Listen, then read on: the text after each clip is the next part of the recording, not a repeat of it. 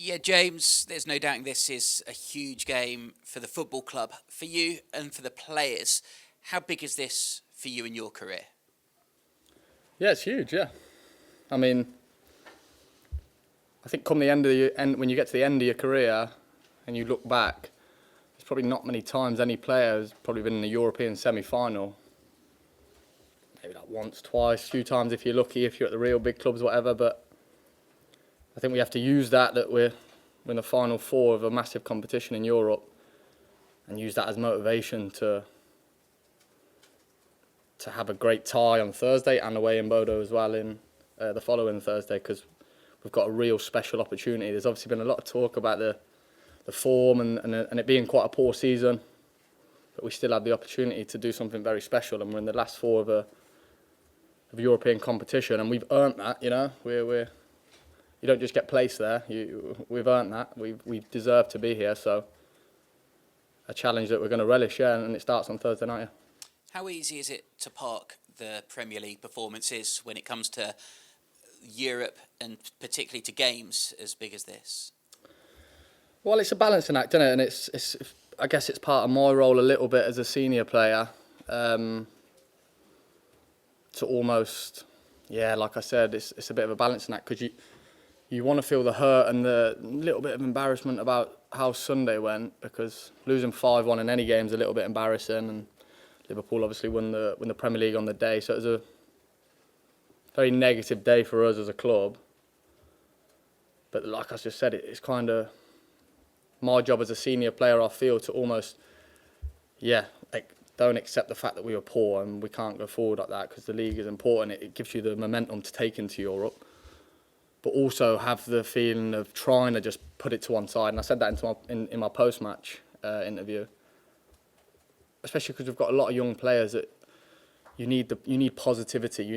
You want them to be feeling good and ready to go into Thursday. If we're dwelling on Sunday for too long, it's a quick turnaround. It's only a few days preparation.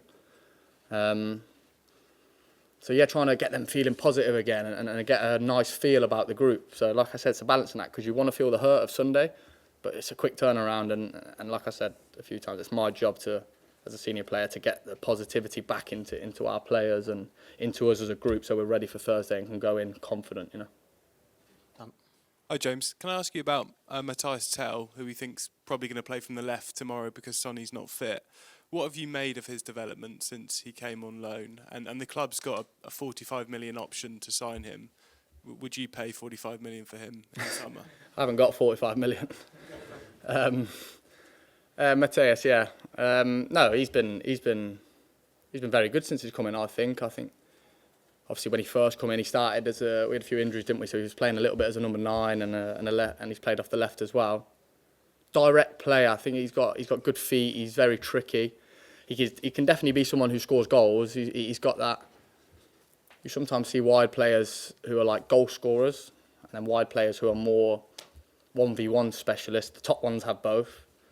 But I think he's definitely a goal scorer. He can be a threat on the pitch. And I think he's done well. He hasn't played an awful amount, but recently he's been in the team more. But like I said, especially from myself playing on that kind of left side of midfield in central, we're growing a little bit more of a relationship and understanding what sort of player he is. I know Sonny when Sonny plays there, so I know kind of what he's going to do and what I expect from him. And I think that's growing with Matty off the left, and I think there's a real good player there. Yeah.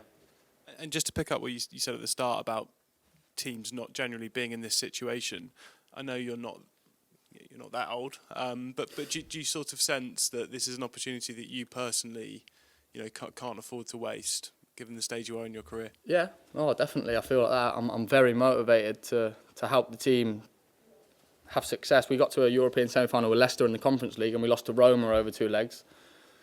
Roma went on to win the competition, Jose Mourinho, and I actually remember the 2 legs very clearly. And again, at the time, obviously that was a few years ago, but I probably didn't realise the magnitude of what we were so close to being able to achieve until now. So just that, and that's what gaining experience is, I guess, right? So it's important for myself and the team that we're ready and we don't let anything any small details get in the way. It's a very important fixture for us, yeah. Hi, Eirik from TV2 Norway here. About 50,000 people lives in Bodo. They're not playing in the biggest league, we have to admit, and I don't think people in England know too much about them. Do you feel that these kind of things puts more pressure on you guys? I don't think so. I think if you watch football, you've seen Bodo play over the last number of years. They're always in Europe, aren't they? It's a team that pops up regularly playing in Europe. Obviously played at United this year. They played at Arsenal. I think they've played at some of the big Italian clubs. And they've had good results. So if you're a fan of football and you watch European football, you will have seen them play, definitely. And we've obviously done some preparation on them. You can tell you talk about the population, but that almost adds to their unity as a club and as that kind of family feel. And we know it's going to be tough. We're not taking this game lightly at all, I can promise you that. So we know it's going to be a tough game, 2 legs, especially away from home. But tomorrow's the home leg, and we have to make them feel that, yeah. But still, this is the first time they're here in the semi-final. They're a small team. Every game is a bonus, and for you, this is the last chance to do something big this year. How does this affect the dynamics? I could probably just copy and paste the last answer, to be fair. No, again, I'll reiterate, but they're in the last 4. You know, you can say anything's a bonus, but they'll be ready. They're not going to come and turn up and be wowed by the Tottenham Hotspur Stadium because like I said, they've been to Old Trafford. They played at Arsenal. They've had great results in Europe. We're not going to be lulled into the fact that they're going to come to a big stadium and be wowed by that. We know they're going to be ready. We've seen it. We've watched the European clips. They're a good team. So we're ready for them, yeah. Hello, James. Can you talk to us a little bit, please, about Ange? I'm sure you're aware of the narrative that's sort of developed in this season because it's been so difficult. And whether he gets to stay and continue the project. But in terms of players playing for him, there's no better example really than you getting flattened for the penalty in the quarter-final. So can you sort of summarise what the feeling is within the camp about the manager? We're behind the manager, 100%. I think he's a great man. Listen, he's the first person to tell you. I've heard it myself that we've had a poor season, especially in the league. We've been very good in Europe. But the league season's probably been unacceptable, and we can all take a collective responsibility for that. But he's my manager, he's my gaffer. I respect him an awful amount. And listen, the narrative is something that we players try and keep away from because it's not healthy to read into what you lot are talking about, the manager's position. I just know that I come into work every day and see the lads listening, taking on the messages, how he wants to play, and the coaches and trying to do what's best for this club. And like I said, we're in a very good position in Europe where we can still have a special season under his management. So I'll continue to do that till the day he isn't here, you know. He's my manager and I respect him an awful amount, like I just said. So that'll continue. Hi, James. The supporters are kind of hurt, upset, angry, embarrassed about the league season. They've probably been getting pelters from their mates all season about the league. As players, do you owe them this one in the Europa, given what they've sort of been going through? They or we? Do you owe? Yeah, but we've been going through it. Yeah. Well, Yeah. I think they'd say that you've been putting them through it with the results in the league. Mm. Do you owe them on purpose or? No, not on purpose. I'm sure I'm not questioning the effort, but do you not feel you owe them one? No, we definitely want to reward them for the support that they give us by creating something special because the league hasn't been good enough, definitely. But it hurts us as well. Like, let's not create the narrative that it's just like, yes, it's us players out there, definitely, and we take responsibility for that. But it hurts me a lot that we're having a poor season. But this is why we're so motivated for this competition because like I said, the season can still be so special. Because you lot talk about all the time about Tottenham being without silverware for however many years it is. I don't know off the top of my head, but we're in the last 4 and we've got a great opportunity to do that in the competition that we've been pretty solid in this year. And okay, maybe I worded it a little bit wrong, but we want to, I think the word reward them, because we feel the support, and it's one of them, you go at the end of games and we've lost again, and you go over because you want to thank them for the support, and I know they don't want to hear it for us, like even like this press conference and the interview on Sunday, they're not really that bothered, because words are just words, but it hurts and we're trying to put it right. I think that's the main thing, that the hunger is there. It doesn't always work, that's just life. It doesn't always work how you want it to, but this is a unique situation that we're in the last four in Europe, where we can go and reward them and for their support, because they do travel everywhere, and we are very grateful for that they still, even in the league position we're in, when we've got nothing to play for, they're still selling out Liverpool away, and we do appreciate that, and they're supporting us, but it hurts us as well. I guess the message I was trying to get across, that we're not satisfied as well, we're in this together, so. James, can I just pick up on that, because you talked about being a senior player and everything. How personally responsible do you feel for the way this season's gone? And when you talk about the hurt, can you express how you felt after that, the Liverpool game, or whatever some of the bad defeats you've had this season, how it personally affects you?